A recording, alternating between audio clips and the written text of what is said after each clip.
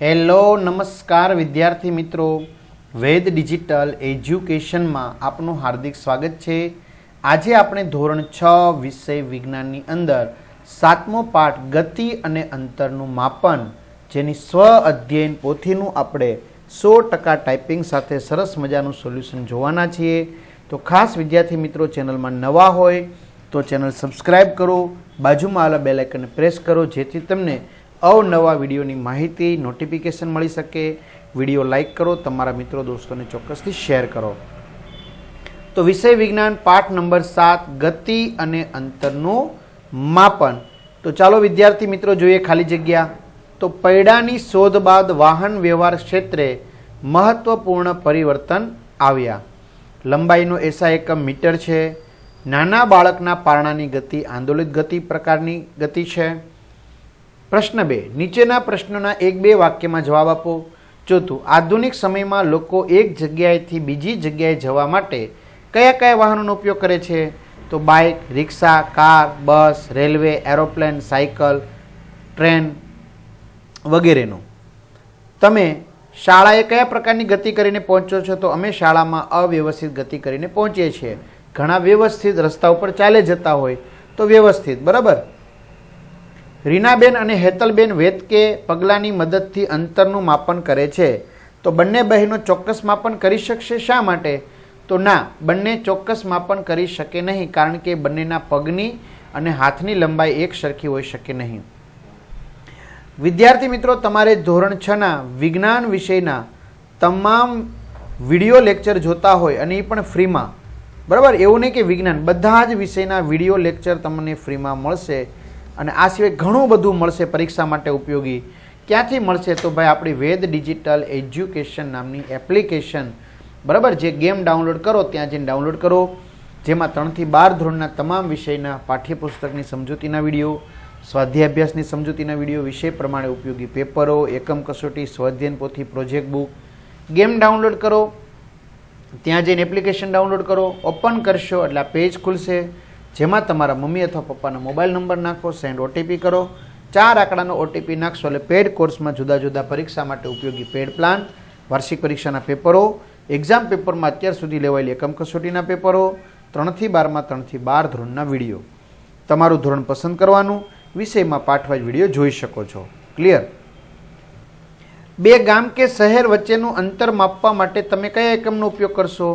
તો 2 ગામ કે શહેર વચ્ચેનું અંતર માપવા માટે કિલોમીટર એકમનો ઉપયોગ કરીશું।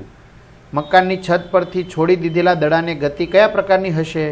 તો મકાનની છત પરથી છોડી દીધેલા દડાની ગતિ સુરેખ સરળ ગતિ છે। વર્તુળાકાર ગતિ કરતા પદાર્થોના ઉદાહરણ આપો। તો પૃથ્વી સૂર્યની આસપાસ ફરે છે, ચંદ્ર પૃથ્વીની આસપાસ ફરે છે, 2 છોકરીઓ ફરતી વખતે વર્તુળાકાર ગતિ કરે છે, ફેરફૂદડી વખતે। પતંગિયાની ગતિ કયા પ્રકારની હશે? તો પતંગિયાની ગતિઓ અસ્તવ્યસ્ત પ્રકારની હશે। જેનિલભાઈ માપપટ્ટી વડે લંબાઈનું માપન કરે છે, તો તેણે માપન કરતી વખતે કઈ કઈ કાળજીઓ રાખવી પડશે? તો માપપટ્ટી વસ્તુથી બને તેટલી નજીક રાખવી, માપપટ્ટી તૂટેલી તો નથી ને તેનું ધ્યાન રાખવું, આંખને માપપટ્ટીની સામે જ રાખવી, ત્રાંસી કે બાજુથી જોવું નહીં। પૃથ્વી કયા પ્રકારની ગતિ કરે છે? તો પૃથ્વીની ગતિ વર્તુળાકાર અને નિયમિત ગતિ છે, એટલે એને કહેવાય નિયમિત વર્તુળાકાર ગતિ અથવા તો નિયમિત વર્તુળમય ગતિ। ચાલશે મિત્રો, જે લખો તે। કયા કયા વ્યવસાયકારોને લંબાઈનું માપન કરવાની જરૂરિયાત ઊભી થઈ છે? દરજી, સુથાર, કળીઓ, એન્જિનિયર, લુહાર, કપડાં વેચતા વેપારીઓ તેમજ પાઇપ વેચતા વેપારીને લંબાઈના માપનની જરૂર પડે છે। જોડકા જોડો। ફ્લેગ માર્ચ કરતા સૈનિકોના હાથની ગતિ, તો આંદોલિત ગતિ, ચકડોળની ગતિ, વર્તુળાકાર ગતિ, ઉડતા મચ્છરની ગતિ, અસ્તવ્યસ્ત ગતિ, સિલાઈ મશીનની સોયની ગતિ, ઉપર નીચે એટલે સુરેખ ગતિ। આગળ પ્રશ્ન 3, આપેલા પ્રશ્નોના માગ્યા મુજબ જવાબ લખો। પહેલું, નિમીના ટેબલની લંબાઈ 154 સેમી છે, તો તેના પર પાથરવા માટે ઓછામાં ઓછું કેટલા મીટર લાંબુ કાપડ જોઈશે? તો નિમી બહેનના ટેબલની લંબાઈ 1.54 મીટર લાંબુ કપડું જોઈશે। મિત્રો, ન ખબર પડે તો 154 ને 100 વડે ભાગી નાખવાના, 2 મીંડા છે એટલે 2 આંકડા પહેલા પોઈન્ટ, 154 મીટર, કારણ કે 1 મીટર એટલે 100 સેમી થાય ને। શિલ્પાની શાળાથી ઘરનું અંતર 1.5 કિલોમીટર છે, તો શિલ્પાબહેન શાળાથી ઘરે જતી વખતે કેટલા મીટર ચાલવું પડશે? તો 1.5 ને 1000 વડે ગુણવાના, તો 1500 મીટર ચાલવું પડશે. ચાલો, તમારા વર્ગખંડથી આચાર્યની ઓફિસનું અંતર કેટલા ડગલા છે તે માપો અને લખો, અને તેને એસઆઈ એકમમાં પણ માપીને લખો. તો અમારા વર્ગખંડથી આચાર્યની ઓફિસનું અંતર 40 ડગલા છે, તેને એસઆઈ એકમમાં માપીએ મીટરમાં, તો 15 મીટર થાય. ચલો, 5 વસ્તુની લંબાઈ માપપટ્ટી વડે માપીને લખો. વસ્તુનું નામ, લંબાઈ અને લંબાઈ સેન્ટીમીટરમાં, મિલીમીટરમાં. ડબ્બો 15 સેન્ટીમીટર 150 મીમી. કંપાસ 12 સેન્ટીમીટર 120 મીમી. રબર 3 સેન્ટીમીટર 30 મીમી. પેન્સિલ 10 સેન્ટીમીટર 100 મીમી. મિત્રો 10 વડે ગુણી નાખો અને મિલીમીટરમાં થઈ જશે. થાળી 14 સેમી 140 મીમી. દોરીની મદદથી તમારી શાળામાં ઘરની આસપાસ જોવા મળતા ઝાડના થડની જાડાઈ માપો. દોરી લેવાની, પછી એને માપી લેવાની લંબાઈ સ્કેલ રાખીને. ઝાડનું નામ, જાડાઈ અને એકમ. લીમડો 30.3 સેમી. વડ 50.4 સેમી. બાવળ 15.5 સેમી.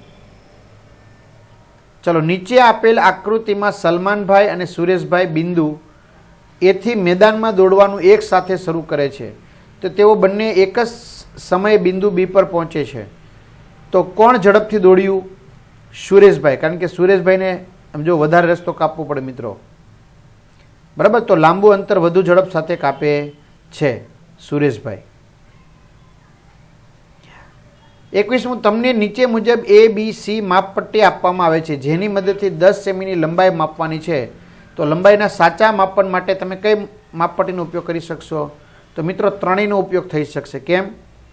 અહીંયા તમે 5થી માપી અને 15 સુધી માપી શકો, તો 5થી 15 એટલે 10 સેમી થઈ ગઈ. અહીંયા પણ એમ થશે, જો 4થી 14 અથવા તો 5થી 15 10 સેમી થશે. અહીંયા પણ થશે, જો 0થી 10, એટલે ત્રણેય રીતે માપી શકાશે. બરાબર, ટેન્શન નથી લેવાનું. પણ સાચા માપન માટે તમારે 0થી ગણવું હોય તો તમે સી ગણી શકો છો.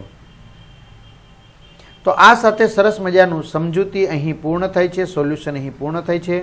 ખાસ વિદ્યાર્થી મિત્રો, વિડીયો કેવો લાગ્યો ટાઈપિંગ સાથે કમેન્ટ કરો, તમારા મિત્રો દોસ્તોને શેર કરો, ચેનલમાં ન હોય ચેનલ સબસ્ક્રાઈબ કરો, વિડીયો લાઇક કરો, જેથી તમને આવા અવનવા વિડીયોની માહિતી, નોટિફિકેશન મળી શકે. અહીંયા સુધી રાખીએ. અસ્તુ. જય હિન્દ, જય ભારત.